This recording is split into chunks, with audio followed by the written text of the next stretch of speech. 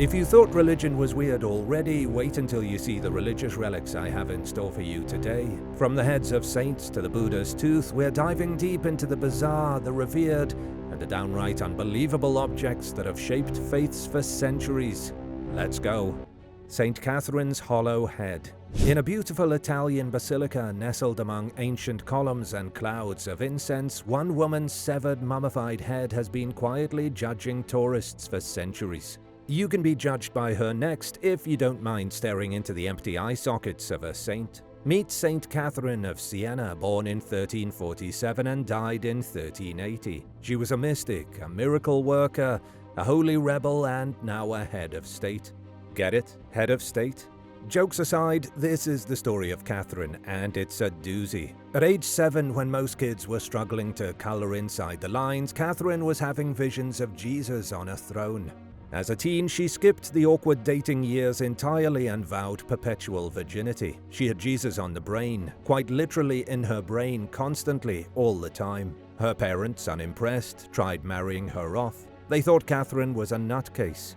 Catherine's reaction was understandable given her position. She didn't want to be married, so she cut off her hair, burned herself to be ugly, and went full nun mode, running away to a convent. Soon after joining the convent, Catherine had another vision. This time, Jesus straight up proposed. Romantic, right? Well, not for much longer. The ring she received wasn't gold or silver, not even diamond, not even brass. According to Catherine, her mystical wedding band was made from the foreskin of baby Jesus. Not exactly Tiffany's, but hey, it was a hot relic at the time. Catherine claimed she could see it for the rest of her life, a little ring of baby flesh wrapped around her finger.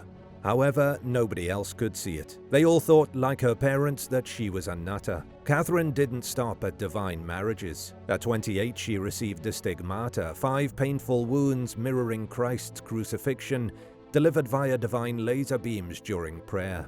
She also stopped eating or drinking anything besides the Blessed Sacrament, which is either miraculous or the world's worst diet plan.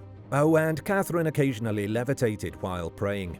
Maybe I should have opened with this little factoid. One time, a priest said the Holy Communion flew out of his hand and into Catherine's mouth like a miraculous frisbee. Are we sure Catherine was a saint and not a Jedi? Sadly, Catherine passed away young at only 33 in the city of Rome. Siena, her fiercely proud hometown, was like, no way are we letting her body stay in Rome. But Vatican security was tight, and Catherine was already slated for sainthood. They weren't about to give her body over to some piddly little town. So a few well-meaning holy body snatchers did what anyone would do in a tight spot. They went to Rome, stole her head, and hid it in a paper bag. Unfortunately, they were caught. But here's where it gets weird. Weirder. The smugglers prayed to Catherine right then and there. When the guards looked inside the bag, the head had magically transformed into rose petals. But when the smugglers returned to Siena, the rose petals turned back into Catherine's head. Quite the miracle, I know. Her head was enshrined in a dazzling reliquary at the Basilica San Domenico, where today her dry, dismembered face gazes eternally at awed pilgrims and mildly freaked out tourists. Her right thumb sits in another reliquary nearby like a side dish of sanctity. What's creepier, the head or the finger? Or perhaps the fact that someone else stole her foot and it's currently in Venice while the rest of her body is still in Rome. Catherine's body is basically a Catholic timeshare with different pieces scattered across Italy. If you ever find yourself in Siena, pop into the basilica and say hi to Catherine's head. She's been through visions, virginity, stigmata, aerial sacraments, and resurrection-level body snatching. The least you can do is drop by and offer a respectful nod or a bouquet of rose petals. Whatever suits the mood. The Buddha's tooth. Some relics stay in one place. This one went on a world tour, dodged destruction, crossed mountain ranges, and made its way to a museum with jade walls. Not a bad journey for a single tooth. But what else would you expect from the Buddha? Let's rewind to 543 BC when the Buddha passed into final nirvana, enlightenment's ultimate mic drop.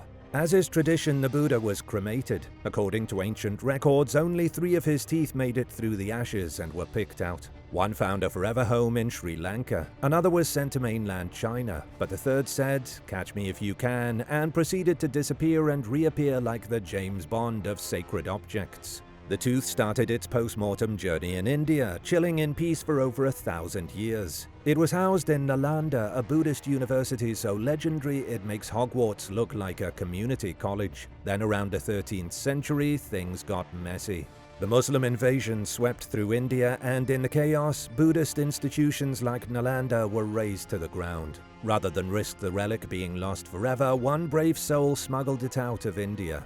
This die-hard Buddhist brought the tooth to Tibet, where it was accepted by the Sakya Namgyal monastery. The tooth got cozy once again, safe and sound in this sacred structure, until history decided to act up again.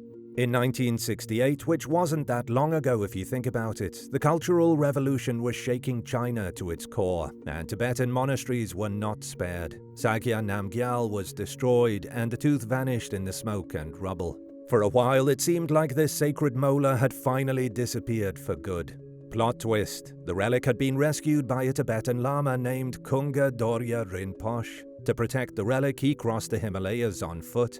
If that's not devotion, I don't know what is. Once back in India, Kunga Dorje had the relic verified by his teacher and other top-tier Tibetan Buddhist masters. They all agreed it was the real tooth of the very real Buddha. For the next 30 years, the Lama kept the relic hidden. But time, as it tends to do, crept up. Kunga Dorje Rinpoche knew he couldn't protect the relic forever. What do you do when you're aging, holding one of the most sacred objects in Buddhism, and there's no obvious place to stash it? You find a successor. In 1998, Taiwanese Buddhist leader Venerable Master Xing Yun traveled to India. Once there, the elderly Tibetan Lama handed over the tooth. No pressure, right? Just a spiritual heirloom of the most enlightened being in human history. Master Xing Yun brought the relic back to Taiwan and got to work. But you don't just toss the Buddha's tooth in a drawer. In 2011, he opened the Fo Guangshan Buddha Museum, a sanctuary custom-built to enshrine this single incredible artifact. How about that, eh? A whole museum built around a tiny tooth, just because it was once in the Buddha's mouth. Today, the tooth resides in a shrine behind a stunning reclining Buddha statue made from white jade, so pure your kitchen countertops are crying. The surrounding walls are wrapped in sandalwood carvings showing sacred Buddhist sites, like a holy Instagram feed frozen in wood. Have you seen any of the 3 remaining Buddha teeth? Remember, if you can't make it to Taiwan, there's still one tooth in India and another in Sri Lanka. And now for a quick break. But first, I wanted to give a shout out and big thank you to Alan Haynes and Thyronell for supporting this channel. Be sure to subscribe if you haven't already for more videos like this. The Tongue of Anthony of Padua. Thunder cracked over Lisbon in 1195 and the heavens screamed, all to mark the birth of one of the most beloved saints in Catholic history. Born Fernando Martins de Boulois into incredible wealth and privilege, this baby would grow up to become Saint Anthony of Padua, patron saint of the poor, along with lost car keys, misplaced wallets, lovesick sailors, and apparently incorrupt body parts. Not much is left of Saint Anthony today except for his tongue. More on that in just a minute. Saint Anthony's journey from rich kid to religious legend wasn't exactly a straight path. Raised in the church, young Fernando joined the Augustinian canons in 1210, which was like going to spiritual grad school. But his soul was itching for something more adventurous. In 1220, inspired by the Franciscan martyrs, he jumped ship, joined the Franciscans, and changed his name to Anthony in honor of Saint Anthony of Egypt. New name, new vibe. If only it was that easy, huh? Anthony's plan was to preach to the Saracens Muslims in Morocco and possibly die a martyr. His immune system had other plans. He got seriously ill and had to return home, but his ship was blown off course and landed in Sicily. He soon recovered and went on a world tour of healing, miracle working, and preaching. It was on this tour that Anthony became the guy you call on when your AirPods vanish into another dimension. Legend has it Anthony had a precious notebook. One day a novice stole it and ran off. Anthony prayed not only for the return of the book, but also for the novice to come back. Boom, both returned. Miracles 1, skeptics 0. From then on, St. Anthony became the spiritual hotline for when stuff goes missing. The traditional prayer says it all. Dear St. Anthony, please come around. Something is lost and it cannot be found. Anthony died in 1231 in Arcella near Padua from edema. But even in death, the man wasn't done making headlines. In 1263, church authorities exhumed him for some saintly upgrading. When they did, they found that his body had decomposed, except for his tongue. It was still moist, intact, and practically waggling in his jaws.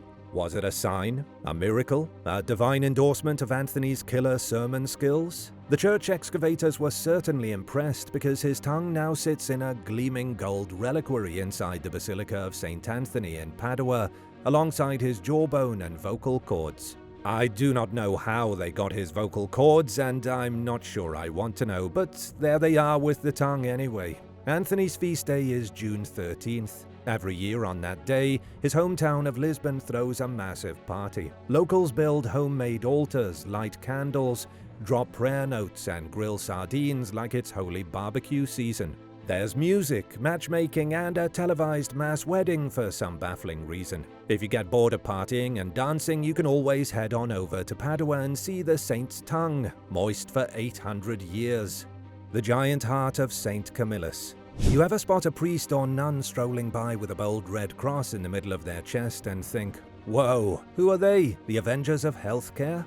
Or have you literally never seen a nun with a huge red cross on their chest? Whether you've seen them or not, they are the Camillians, and if saints had a league of their own, Saint Camillus de Lellis would be their MVP. Camillus was no ordinary do-gooder. They called him the giant with a heart, and not just because he was literally a towering dude. His actual heart, the organ itself, has been preserved for over 400 years and tours the world like a rock star in a glass box. Why? Because Camillus's love for the sick was that legendary. However, like many saints, he didn't start off as holy material. Born in 1550 to a woman named Camilla, who apparently named her son after herself, he came into the world when she was nearly 60. That's a miracle right out the gate. But as a young man, he gambled constantly. Think Vegas levels of addiction. Like not above wagering the clothes on his back or even his family. He was also a mercenary, fighting for whoever coughed up the most coin. This guy was basically the spiritual love child of Deadpool and a Las Vegas card shark. But fate had other plans. A persistent leg wound that refused to heal led him to the hospital of St. James in Rome, and it was there, surrounded by the suffering, that something inside him clicked. Helping the sick wasn't just something he had to do, it became something he lived for. One nurse described him as caring for the sick like a mother with her only child. You can't buy that kind of tenderness. He never meant to, but he ended up starting a movement. Men were drawn to his way of loving the sick with dignity and humility. That's how the ministers of the infirm were born, also known as the Camillians. They wear a huge red cross on their chest as a sign that they are carrying on Camillus's legacy, holistic healing for body, mind, and soul. Now about that heart. After St. Camillus died in 1614, his followers removed it and kept it in a church in Italy. Creepy? Without a doubt. Typical Christian behavior? For the last 2,000 years. If the church could, they'd have Christ's toenails in a jar somewhere. Normally, if you wanted to look at the saint's huge red, slightly mummified heart, you'd have to go to Italy. But in 2014, for his 400th death anniversary, the relic went on a world tour. There was no merch table though, which was a shame because who wouldn't want a St. Camillus's Heart 2014 World Tour shirt? The Prophet's Footprints. In a world of relics, bones in cathedrals, tongues in gold boxes, hearts under glass, you might not expect footprints to steal the spotlight. But in the Indian subcontinent, they totally do. These aren't just any footprints. They're said to belong to the Prophet Muhammad himself. According to Islamic tradition, when the Prophet Muhammad walked on a rock, his feet didn't just step, they sank. Whenever Muhammad walked on a hard, stony surface, his feet melted through like he was walking on wet cement. These impressions, known as Qadam Rasul Allah, are sacred echoes of the Prophet's earthly presence, venerated across the Muslim world. So then how did footprints formed in Mecca by the greatest Muslim prophet in history end up scattered across India and Bangladesh, famously Hindu nations? I'll give you a hint. It involves mystics, Mughal nobles, and a lot of rose water. Let's start our spiritual journey in the chaos of Delhi, down a maze of alleys off Nabi Karim Road. Here you'll find Qila Qadam Sharif, once a revered pilgrimage site, now mostly forgotten. The shrine is locked most of the time. You have to ask the Mutawali, shrine caretaker, to open it. Behind the locked doors lies a slab of stone bearing the Prophet's footprint, said to have been retrieved from Mecca by the 14th century saint Makdum Jahanian and gifted to Sultan Firoz Shah Tughlaq.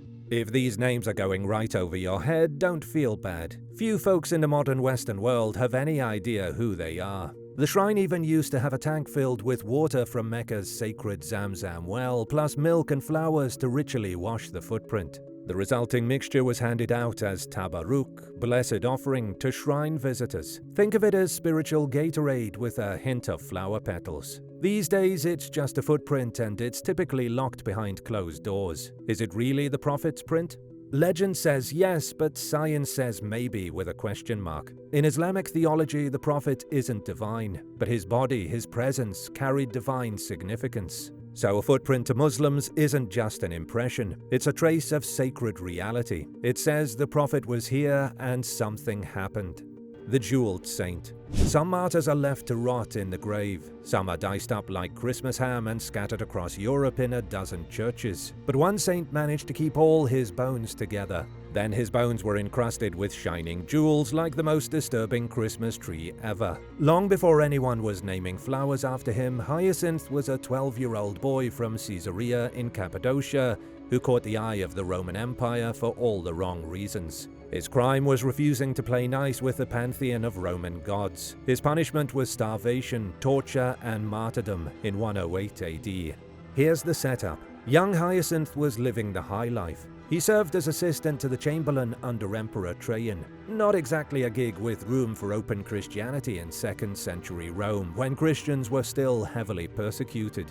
When palace officials noticed Hyacinth wasn't participating in the required sacrificial rituals, he got reported to whoever HR was at the time. And when confronted, Hyacinth doubled down. He confessed his faith in Christ, refused to eat food dedicated to the pagan gods, and embraced the consequences. First, the Romans tried to break him with floggings and psychological torture. Then they got more twisted. Hyacinth was only given food that had been ritually sacrificed to Roman deities. The Romans were basically saying, you can live if you're willing to betray everything you believe in and eat the food. He refused, and so he died. Starved, tortured, only 12 years old. Imagine having that kind of commitment at that age. I would have flaked at the first fruit roll-up handed to me. Hyacinth died in Rome, but eventually his relics, as in his bones, were transferred back to his hometown of Caesarea. Fast forward a few centuries and things got weirdly lavish. His skeleton wound up jewel-encrusted and encased in golden glass at Fürstenfeld Abbey in Bavaria, Germany. The abbey was mostly secularized in 1803, but the church is still standing along with a glittering skeleton labeled S. Hyacinthus M. That's short for Saint Hyacinth, Martyr. Whether that skeleton actually belonged to the boy martyr from 108 AD is, let's just say, questionable. Art historian Paul Kudinaris, who's made a career of tracking Europe's so-called catacomb saints, put it bluntly, saying he could have been anyone pulled out of the ground and raised to the heights of glory. There are other jeweled saints across Europe, possibly dozens. Many are believed to be random people pulled out of random graves in the Middle Ages, decorated with jewels and passed off as popular saints by the church. Whether this skeleton really is Saint Hyacinthus at this point, it doesn't even matter. It's still creepy. Grilled Mary. Once upon a time in the mystical land of South Florida, a woman bit into a grilled cheese sandwich and saw the Virgin Mary staring back at her. Not in a dream, not in a stained glass window, in her actual lunch. The woman, Diana Deuser, did what any normal person would do in the face of a supernatural snack sighting. She popped it into a plastic box with some cotton balls and kept it on her nightstand for 10 years. Totally normal behavior, right? Maybe not, but get this. After a decade on her nightstand, the toast didn't spawn a single spore of mold. It was a Mary miracle. Or it was the power of preservatives. You decide. Either way, eBay got involved. Deuser listed the half-bitten sandwich online, claiming it featured the holy visage of Mary herself. Some were skeptical. Others saw the light. Then came the bidding. GoldenPalace.com, an online casino known for buying oddball pop culture relics. They once bought a naming rights deal for a baby, dropped a whopping $28,000 to secure the sacred snack.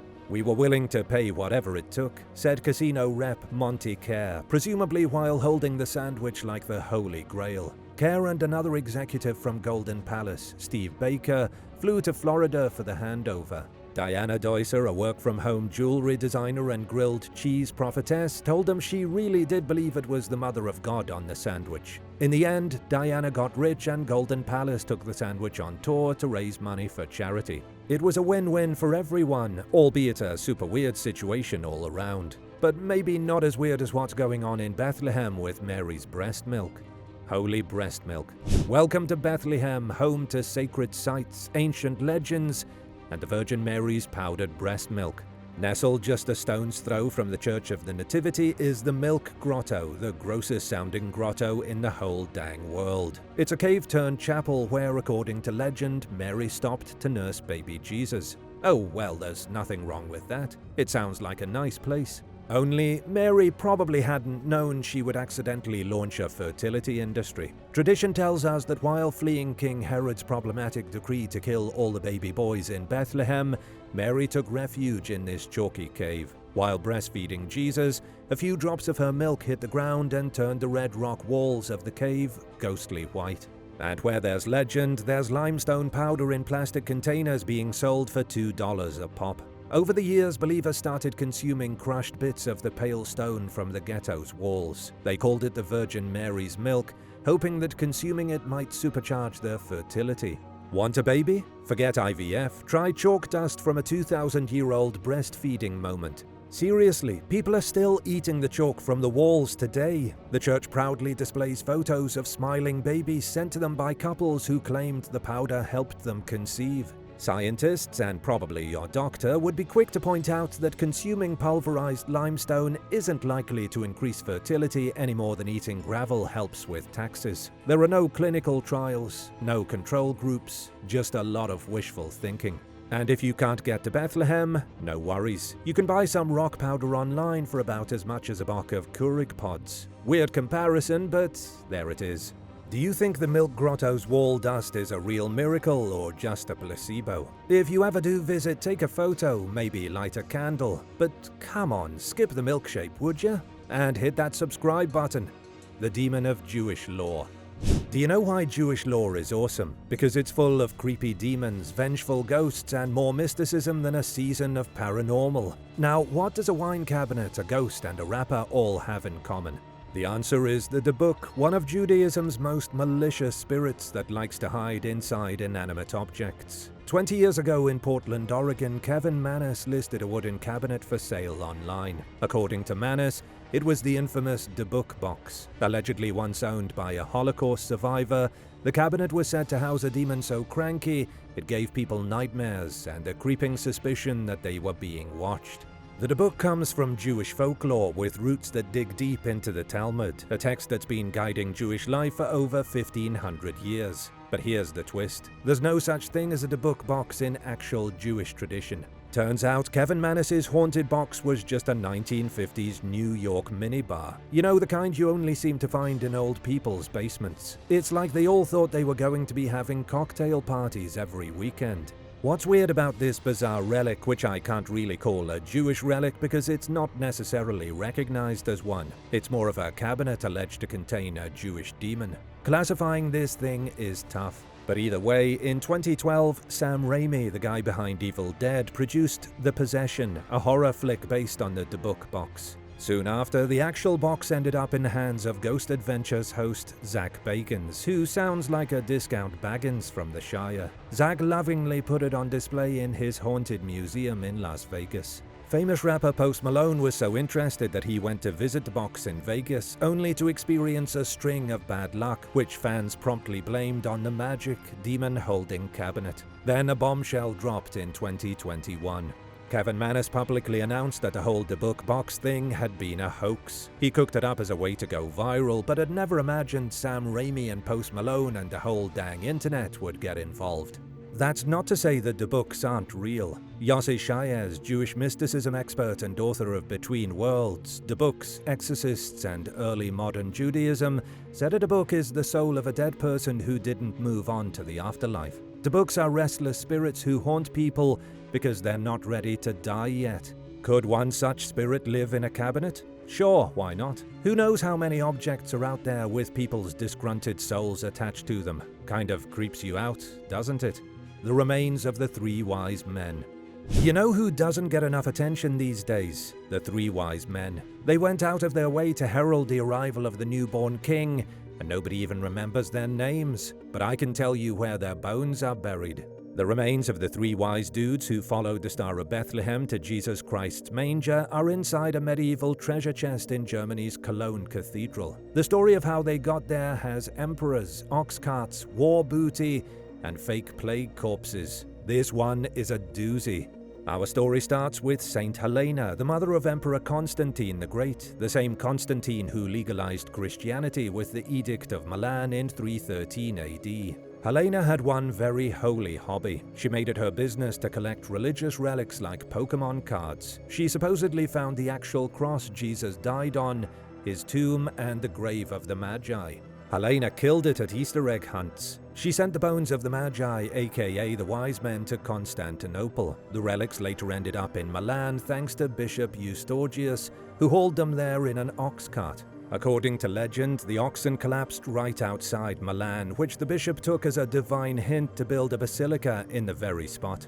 Let's move forward to 1162. Christianity has taken over Europe and Emperor Frederick Barbarossa is in a beef with the city of Milan. He sacked the place and took all their loot. He happened to be with Archbishop Reinald von Dassel of Cologne at the time, who thought the sacred bones of the Magi would look amazing in his cathedral. He took them back to Cologne disguised as plague corpses in tin coffins to keep bandits away. You can't just travel across medieval Europe with religious relics. That's begging for disaster. You have to dress them up as plague corpses to trick the ruffians from robbing you. The Magi's bodies were a big hit with the locals. Cologne's existing cathedral couldn't handle the traffic from the Saintly Skeleton Roadshow. In 1248, the people of Cologne began building a massive Gothic cathedral specifically to house the shrine of the Magi properly.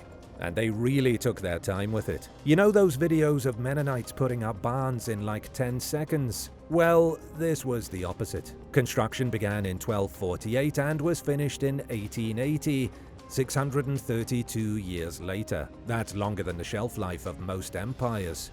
The shrine itself, crafted by Nicholas of Verdun, is a gilded masterpiece. Pilgrims came from all over the known world hoping for miracles, or at least a good contact relic. Contact relics were even weirder than normal relics. Someone would press coins, cloth, or plaques against the shrine to make holy souvenirs, which were said to cure everything from epilepsy to pirate attacks. Now for the good stuff. Are these really the bodies of the three wise men? The church says yes. Science says probably not. When the shrine was opened in the 19th century, bones wrapped in ancient silk from Palmyra were found inside. Someone very important was definitely buried in the church a long time ago. Whether they were the actual Magi or three particularly pious fellas with a good travel agent, that's up to you and your faith. As cathedral spokesperson Matthias Demmel put it, whoever is in the shrine of the three kings, they have definitely been revered for many centuries. Great, Matthias, but that doesn't really mean anything. He basically said no one knows who these bones belong to, but they've been revered for enough centuries that we just won't talk about it too much. In other words, just roll with it. Chill out, guys. Today, the Shrine of the Three Kings is still one of Cologne's most beloved treasures. It's an essential stop for anyone who loves history, faith, or elaborate gold boxes full of spiritual mystery. And by the way, I know I said at the beginning that nobody remembers the Magi's names, and that's true because the Bible doesn't say their names, but Christian tradition and extra-canonical texts do identify them. There was Melchior from Persia, Caspar from India, and Balthazar from Arabia. The next time you see these three ancient wanderers standing in a nativity set, remember they didn't just bring gifts to Bethlehem. After they died, they went on a 1,200-year multi-country ox cart-powered odyssey to end up as the star attraction in a cathedral so big it took over 6 centuries to finish. Now that's what you call a journey of biblical proportions. Which of these holy relics creeped you out the most? Let me know which one you definitely don't want on your mantelpiece in the comments. Thanks for watching and hit subscribe before you go. See ya!